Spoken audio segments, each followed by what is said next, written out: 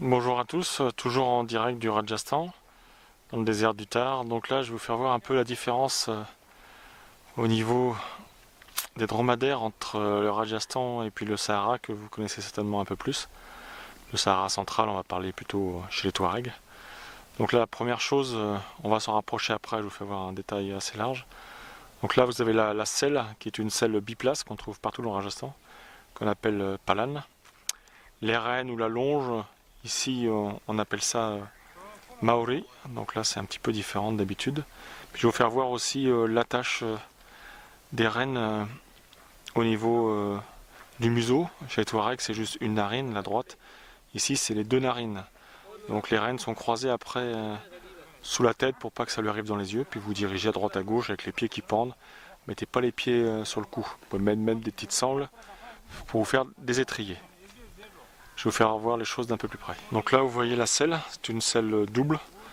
Là pour transporter les affaires, on a mis un sac qui est tressé en poil de chèvre qui s'appelle bora. Vous voyez qu'au bout de la selle, il y a une extension bois métal qui permet d'attacher les cordes.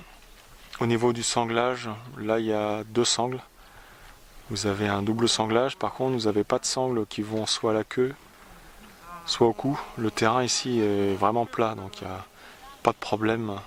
Pour les montées ou descentes, il n'y a rien qui bouge.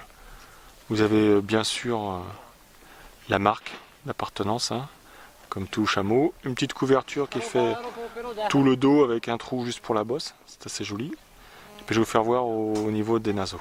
Voilà, une petite présentation un peu plus proche en détail de l'accroche de la longe ou des rênes, selon comment vous l'utilisez. Donc là, ça s'appelle l'ati. Il donne l'impression d'avoir un bout de bois qui lui traverse entièrement le museau. Non, non. C'est juste un gros piercing dans chaque narine. Un peu plus de bruit respirant, parce que ça lui fait quand même un trou d'air. Voilà. Sur cette dernière présentation, je vous laisse. Les dromadaires sont à peu près similaires ici. Ils sont aussi costauds et ils travaillent aussi bien. Allez, bonsoir à tous.